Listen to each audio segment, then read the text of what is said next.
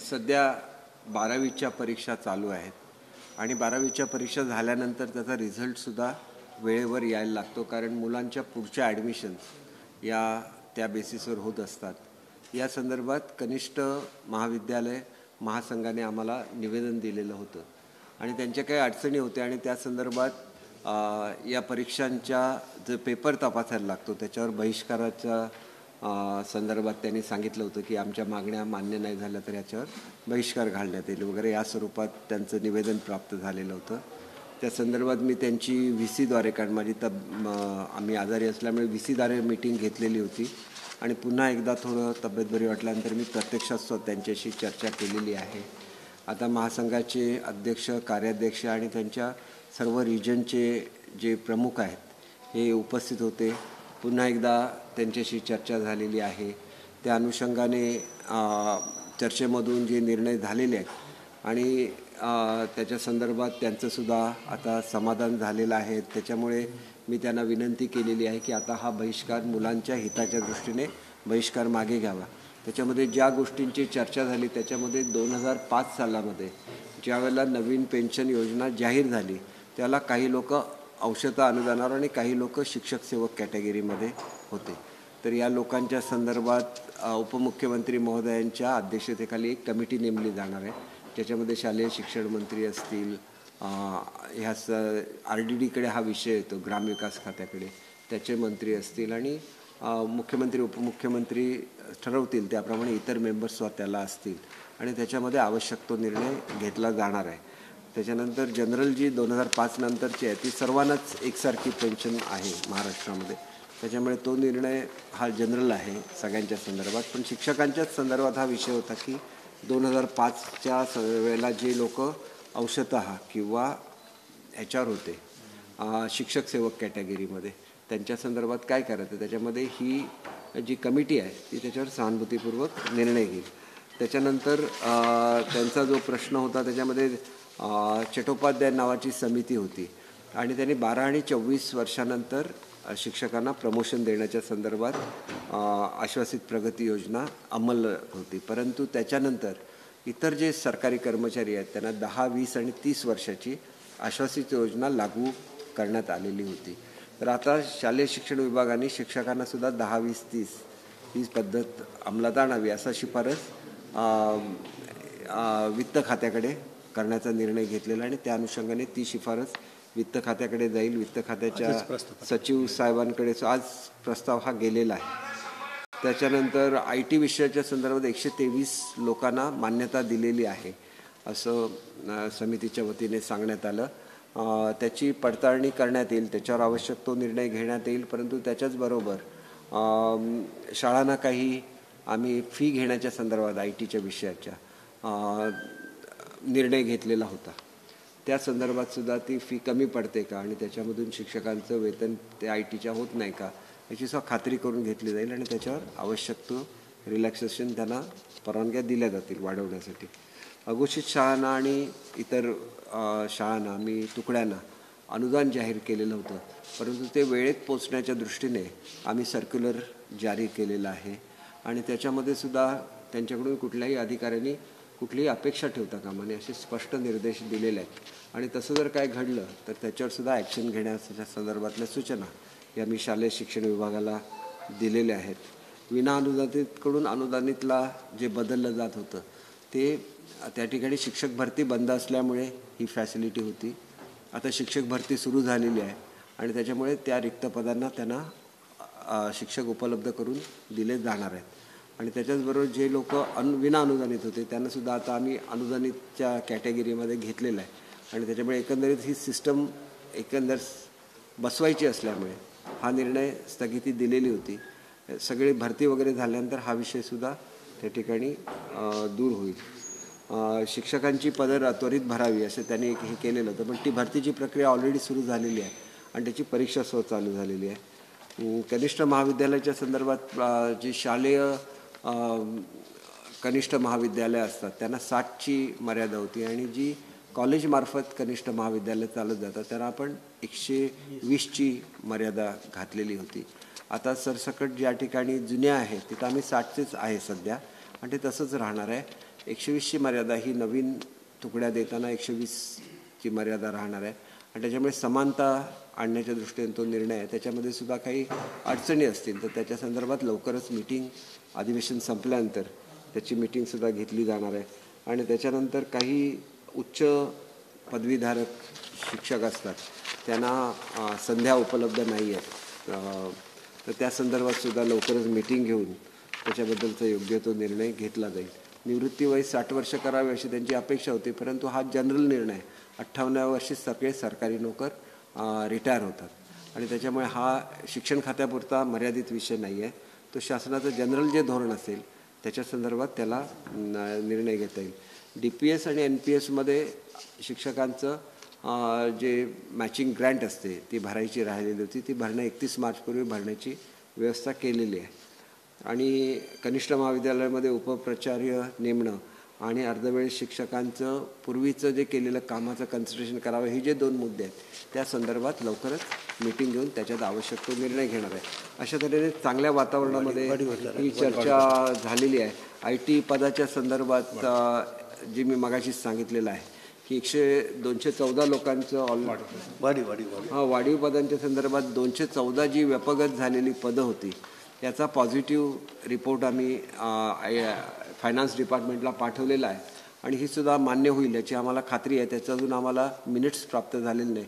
Minutes प्राप्त झाल्यावर या 214 शिक्षकांना ताबडतोब नेमणुकीच्या संदर्भातला जो GR आहे तो काढला जाईल. उर्वरित जे शिक्षक आहेत 500च्या आसपास शिक्षक आहेत त्यांची परत स्क्रुटिनी करण्यात येईल आणि जे एलिजिबल असतील त्यांना त्या ठिकाणी जसं 214ना आता न्याय देण्याचे आपण हे केलेलं आहे तसं अधिवेशन काळामध्ये त्यांचंसुद्धा स्क्रुटिनी केली जाईल आणि पुढच्या मीटिंगमध्ये हा विषयसुद्धा घेतला जाईल. अशा तऱ्हेने चांगल्या वातावरणामध्ये एकंदर चर्चा झाली आणि मुलांच्या हिताच्या दृष्टीने सुद्धा चांगला विचार करण्याचं संघटनेने मान्य केलं. याच्याबद्दल मी संघटनेच्या पदाधिकाऱ्यांचं मनापासून आभार मानतो, कारण शेवटी राज्यातल्या विद्यार्थ्यांचं हित हे सर्वोच्च असतं आणि त्या दृष्टीने चांगला असा निर्णय घेतल्याबद्दल मी मनापासून संघटनेच्या सर्व पदाधिकाऱ्यांचे आभार मानतो. आणि असा चांगला निर्णय घेतल्यामुळे विद्यार्थ्यांच्यावर सुद्धा जे टेन्शन आहे ते दूर होईल याची मला खात्री आहे. मोकळ्या मनाने विद्यार्थ्यांनी परीक्षा द्याव्या, चांगलं यश परीक्षांमध्ये मिळवावं अशी मी त्यांना मनापासून शुभेच्छा देतो.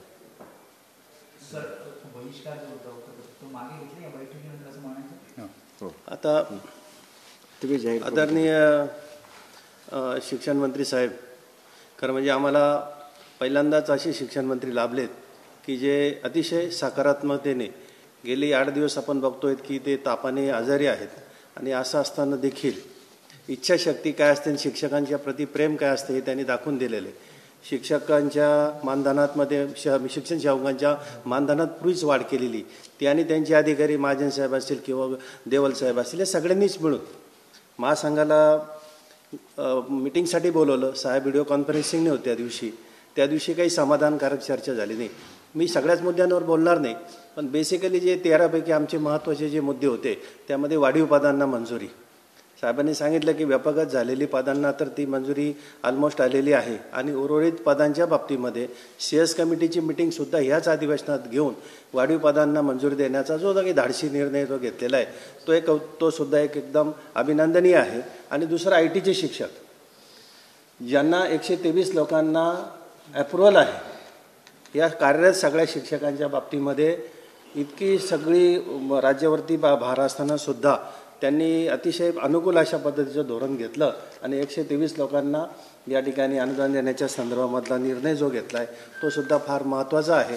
त्याचबरोबर या ठिकाणी 10-20-30 आश्वासित प्रगती योजना असेल याच्या संदर्भातला प्रस्ताव तर आजच लगेच वित्त विभागाकडे पाठवलेला आहे. असे इतकं स्पीडी झालेलं आहे. आणि याशिवाय ज्यांना आता 20, 40, 60 हे जे काही अनुदान वाढीव टप्पा लागू केलेला आहे त्यासुद्धा अटींच्या बाबतीमध्ये सुद्धा अतिशय सकारात्मक राहून जास्तीत जास्त लोकांना 1 जानेवारीपासून कशा पद्धतीने ती टप्पा वाढ मिळेल किंवा 20% वेतन मिळेल त्या संदर्भात सुद्धा त्यांनी अतिशय चांगलं सांगितलेलं आहे. आणि उर्वरित जे काय आहे म्हणजे 1 डिसेंबर 2022 हा जो काही शासनादेश होता नॉन ग्रँट टू ग्रँट, त्याचीसुद्धा ज्यांची प्रलंबित प्रकरणं उपसंचालनाकडे आहे त्यांची स्क्रुटनी करून आणि त्याच्या संदर्भात सुद्धा सकारात्मकता शासनाने या ठिकाणी दाखवलेली आहे. महासंघाचे सन्माननीय प्रतिनिधी अंदळकर सर असतील किंवा फाजगे सर असतील, तळेकर सर असतील, जाधव सर असतील, पूर्णपात्रे सर असतील, आदरणीय महाजन साहेब उपसचिव आपले असतील आणि इकडे गव्हाणकर सर आहेत. आम्ही सगळ्यांनी मिळून त्या दिवशी पण आज ही तिसरी बैठक आहे. गेल्या 2-3 दिवसापासून ही सातत्याने बैठक होते आहे. आम्हाला सुद्धा विद्यार्थी हा आमचं दैवत आहे, विद्यार्थी आमचा केंद्रबिंदू आहे. परंतु काय होतं की बऱ्याच वेळेला आम्ही सातत्याने कधी साहेब आंदोलन करत नाही. ही राज्यातली एकमेव संघटना अशी की आंदोलनं सातत्याने करत नाही. नाईलाजाने 4-5 वर्ष आमच्याकडे दुर्लक्ष झाल्यामुळे आम्हाला तो बहिष्काराचं हत्यार वापरावं लागलं आणि आपण त्याला सकारात्मक अशा पद्धतीची साथ दिली. आमची आपल्याला विनंती एवढीच आहे की लवकरात लवकर हे शासन आदेश पारित जर झाले तर एक समाधानाचं वातावरण तयार होईल. राज्यामध्ये ज्या लोकांना वेतन मिळत नव्हतं त्यांना वेतन मिळावं ही आमची अपेक्षा होती आणि त्याच्यासाठी तुम्ही सकारात्मक अशा पद्धतीचा निर्णय घेतलेला आहे. आणि म्हणून महासंघाच्या वतीने आम्ही आत्तापर्यंत जेवढे 7-8 वेळेला बहिष्कार टाकले जरी असले तरी निकाल 12वीचा हा वेळेतच लावलेला आहे. आणि निश्चितपणे आज जो काही निर्णय झालेला आहे तो महाराष्ट्रातल्या सर्व शिक्षकांपर्यंत सकारात्मकतेने जाईल. अनेक प्रश्न प्रलंबित जरी असले तरी पुढच्या बैठकीमध्ये त्याच्यावरती साकल्याने चर्चा होईल. त्यामुळे आज जे काही निर्णय घेतलेले आहेत त्या निर्णयाच्या आणि त्यांनी दिलेल्या आश्वासनाच्या अधीन राहून आज आम्ही सगळ्यांच्या वतीने हे बहिष्कार जे काही आंदोलन जे आहे, पेपर तपासणीवरचं बहिष्कार आंदोलन जे आहे ते महासंघ मागे घेत आहे. आणि आम्ही ज्या मोठ्या मनाने विद्यार्थ्यांचं हित आणि साहेबांनी केलेलं आव्हान हे लक्षात घेऊन आम्ही हे सगळं बहिष्कार आंदोलन मागे घेत आहोत. पुन्हा विनंती एवढीच आहे की लवकरात लवकर शासनादेश काढावे. महाजन साहेब तुम्ही देखील आणि तुमचे सर्व अधिकारी यांनी खूप सकारात्मकतेने साहेबांच्या आव्हानाला प्रतिसाद दिला. बऱ्याच वेळेला मंत्री पॉझिटिव्ह असतात, अधिकारी सकारात्मक नसतात, पण ही पहिलीच वेळ अशी दिसली की अधिकारी आणि मंत्री सगळेच सकारात्मक आहे. असं वातावरण जर महाराष्ट्रात राहिलं तर निश्चितपणे निकाल तर वेळेवर लागतील पण गुणवत्तासुद्धा वाढेल. आणि निश्चितपणे केसरकर साहेब आपण शिक्षकांना दिलासा देण्याचं काम जे गेल्या काही दिवसापासून जे करत आहात, एक शैक्षणिक क्षेत्रामध्ये एक वेगळं वातावरण आपण आल्यापासून आपल्या नेतृत्वाखाली तयार झालेलं आहे. मी आपले आणि महाराष्ट्र सरकारचे या निमित्ताने आभार मानतो आणि थांबतो. सर हिंदी में जानना चाहेंगे छोटा सा कि ये जो बहिष्कार किया गया था, पेपर साइन नहीं किए जा रहे थे वाली, तो इसको लेकर क्या कुछ बातचीत हुई और क्या निर्णय लिया? इसके बारे में सरकार ने बहुत सारे जो उनके टॉपिक थे उसके बारे में सकारात्मक निर्णय लिया है. बहुत अच्छी तरह से ये चर्चा हो गई और इस चर्चा को ध्यान में रखते हुए उन्होंने अपना जो आंदोलन है वो पीछे लिया है. इससे एक राहत मिल जाएगी स्टूडेंट्स को कि वो भी टेंशन में आते हैं क्योंकि समय पे अगर रिज़ल्ट नहीं लगेगा तो उनको भी बहुत दिक्कत होती है. तो एक पॉजिटिव अप्रोच संगठन ने भी दिखाया और गवर्नमेंट ने भी दिखाया. इसके लिए हम लोग संगठन के आभारी है. और मेरी हमेशा ये कोशिश रही है, अगर आपको क्वालिटी एजुकेशन करना है तो टीचर्स के जो पेंडिंग इश्यूज़ है उसको सॉल्व करना पड़ेगा. और एक ऐसी सरकार है कि जिन्होंने सत्ता में आते ही ये करने का काम चालू कर दिया. 61,000 शिक्षकों का जो अनुदान का मुद्दा था उसको सरकार ने मंजूर कर दिया. फिर शिक्षक सेवक को 4,000, 6,000, 8,000 तनख्वाह मिलती थी, उसको 16,000, 18,000, 20,000 कर दिया. और जो छोटे छोटे मुद्दे हैं जहाँ पे कुछ बाकी रह गए थे उसको भी पॉजिटिवली सरकार हैंडल कर रही है ताकि पेंडिंग इश्यूज़ नहीं रहे और टीचर्स पूरी कंसंट्रेशन करके न्याय दे सके स्टूडेंट्स को और एजुकेशन की क्वालिटी बढ़ जाए. तो इसीलिए टीचर्स एक महत्वपूर्ण अंग है जो स्टूडेंट्स की केयर लेते हैं, उनको सिखाते हैं. तो उस समय उनकी भी जो समस्या है दूर करनी चाहिए. और इसीलिए जो भी पेंडिंग इश्यूज़ थे, एक इशू ये भी है कि हमारे यहाँ शिक्षक सेवक कैटेगरी है, इसलिए वो 2005 में जब नई पेंशन लगी थी उस वक्त कोई शिक्षक वो शिक्षक सेवक पद पे थे. इसके बारे में भी नई समिति गठित हो रही है. डिप्टी सीएम साहब के अंडर ये कमेटी रहेगी, हाई पावर कमेटी रहेगी. तो उसके हिसाब से जो भी पेंडिंग चीज़ें हैं उसमें एक बदलाव आ जाएगा और अच्छा एक एटमॉस्फेयर क्रिएट होगा महाराष्ट्र में एजुकेशन के लिए. क्या हम ये मानें कि जो बैकलॉग है, जो पेपर जांच हुई है, वो समय पे आज तक उनका ये रिकॉर्ड रहा है कि कभी भी रिज़ल्ट लेट नहीं हुआ है. और इसलिए जबकि मैं बीमार भी था ये मीटिंग्स मैंने ली है और एक अच्छी तरह का रिस्पांस संगठन ने भी दिया है, इसलिए मैं उनका आभारी हूँ. सर एक राजनीतिक सवाल है आपको कि शिवसेना के प्रवक्ता हैं सर, सुप्रीम कोर्ट का एक फैसला आया है जिसमें ये कहा गया है कि अब से चुनाव आयुक्त की जो नियुक्ति होगी प्रधानमंत्री, सीजेआई और लोकसभा में जो विपक्ष का नेता होगा उसके समिति की तरफ से जो नाम जाएंगे उसे ही राष्ट्रपति जो है उनको नियुक्त करेंगे। इस पर आपका क्या कहना है? क्योंकि उद्धव ठाकरे ने इसके पहले भी कहा था कि अगर चुनाव आयोग की नियुक्ति प्रॉपर तरीके से नहीं, इसमें उद्धव ठाकरे जी का क्या संबंध है? उनका कुछ भी संबंध नहीं है। जो भी सुप्रीम कोर्ट डिसाइड करते हो, सुप्रीम कोर्ट का फैसला होता है और सुप्रीम कोर्ट ने जो फैसला दिया है तो वो फैसला उनको ठीक लगा, इसलिए उन्होंने फैसला दिया होगा। तो वो आगे चल के वो फैसला कायम रहेगा, क्योंकि वो सुप्रीम कोर्ट का फैसला है। कि सुप्रीम कोर्ट के फैसले के बारे में मैं कुछ नहीं कमेंट कर सकता, क्योंकि वो हाईएस्ट अथॉरिटी है। उनका जो फैसला होता है उसका अमल करना पड़ता है। तो एक अच्छा उनका फैसला है, उसका अमल हो जाएगा। चूंकि सर उद्धव ठाकरे का ये कहना है उनके गुट का कि अगर ये फैसला पहले हुआ होता तो उनके साथ अन्याय नहीं होता, यानी उनके साथ बिल्कुल अन्याय नहीं हुआ है। वो तो एक सिंपैथी क्रिएट करने की कोशिश करते हैं। ये तो जाहिर है कि किसी ने भी उनका रेजिग्नेशन नहीं मांगा था। इसके बावजूद भी उन्होंने रेजिग्नेशन इसलिए दिया क्योंकि वो गलत राह पे चल रहे थे। इलेक्शन में जब आप लोगों के सामने जाते हैं तो लोगों का मैंडेट मांगते हैं, और वो मैंडेट रहता है। वो मैंडेट जब मिल गया, वो मैंडेट के खिलाफ वो खुद गए हैं, दूसरा कोई नहीं गया। तो उनको भी खुद को लगता था कि मैं मैंडेट के खिलाफ गया तो मुझे भी आना चाहिए इकट्ठा। तो आए नहीं, शायद उन पर कुछ प्रेशर्स हो गए होंगे कांग्रेस और एनसीपी की तरफ से, इसीलिए उन्होंने ये गलत फैसला ले लिया। तो देखिए 2.5 साल में वो कुछ भी उनके जो पहले से सपने थे बाबा साहब के, उसको भी पूरा नहीं कर सके। वो रिजोल्यूशन भी नहीं ला सके औरंगाबाद के लिए या तो उस्मानाबाद के लिए। तो एक तरह से जिसके लिए शिवसेना जानी जाती थी उससे वो दूर हो गए। वो तो उनका खुद का फैसला था, और रेजिग्नेशन देना ये भी उनका खुद का फैसला था। किसी ने भी उनसे रेजिग्नेशन नहीं मांगा था। उनको यही कहना था कि जो विचारधारा के लिए लोगों ने आपको चुना है उस विचारधारा के साथ रहिए, इतनी ही मांग की थी। किसी ने भी उनका रेजिग्नेशन नहीं मांगा था, और ये हकीकत पूरे भारत के सामने आ गई है। इसीलिए वो जो झूठी सिंपैथी क्रिएट करने की कोशिश कर रहे हैं वो गलत है। उनको अगर फैसला लेना था तो वो फैसला ले सकते थे, और पहले भी वो बोल चुके थे, कमिट कर चुके थे कि ये फैसला वो लेंगे, लेकिन उन्होंने फैसला लिया नहीं। और जो भी सुप्रीम कोर्ट में चलता है वो तो हाईएस्ट अथॉरिटी है, उसके बारे में किसी ने भी कमेंट करना ठीक नहीं है, ऐसे मुझे लगता है। मैं भी कुछ भी कमेंट नहीं करूँगा। क्या उम्मीद लग रही है अभी, क्योंकि आज आखिरी दिन है वहाँ बहस का, और जल्दी आने वाले 2-4 दिनों में शायद निर्णय भी आ जाए, उसको लेकर क्या उम्मीदें हैं आप? देखिए, हमारे अगर पक्ष सत्य है तो हमें कोर्ट में विश्वास रखना चाहिए और हमें न्याय मिल जाएगा, क्योंकि सत्य में जयते ये तो ये है, वेद वाक्य है। नहीं, अभी हो गया आपका। मुख्य निवडणूक आयुक्तांच्या निवडीसंदर्भात समिती स्थापन केली जाणार आहे। खरं तर ठाकरे गटाची मागणी होती की नाही, ठाकरे गटाची मागणी अशी होती की बरखास्त करा। ते काही मागणी करतात, त्यांच्या जर ह्याच्यामध्ये असेल तर ते भारतातल्या सगळ्या इन्स्टिट्यूशन बरखास्त करून टाकतील, अशी सुद्धा मागणी करू शकतात। त्या मागणीला काय अर्थ नसतो। एक निपक्षपातीपणे निर्णय झाला पाहिजे, त्याच्यासाठी काही सिस्टम्स बसवायचे असतील तर त्या सिस्टम सुप्रीम कोर्ट शासनाला सूचना देऊ शकतं आणि शासन त्याची अंमलबजावणी करू शकतं। हे जर तरचं असतं। त्यांनी जर अगोदर योग्य निर्णय घेतला असता आणि लोकांनी ज्याच्यासाठी त्यांना मतदान केलं त्याच्याबरोबर ते राहिले असते तर त्यांच्यावर ही पाळी आलीच नसती। त्यांचा राजीनामा कोणीच मागितला नव्हता। लोकांचं म्हणणं असं होतं की ज्याच्यासाठी महाराष्ट्राच्या जनतेने आम्हाला निवडून दिलेलं आहे, आपण युती म्हणून महाराष्ट्राच्या जनतेच्या समोर गेले आणि त्यांनी जो मॅन्डेट दिलेला आहे, त्यांनी जे आपल्याला मतदान केलेलं आहे ते युती म्हणून मतदान केलेलं आहे। त्याच्यामुळे आपण त्या विचाराबरोबर राहिलं पाहिजे, एवढं सगळ्यांचं मत होतं।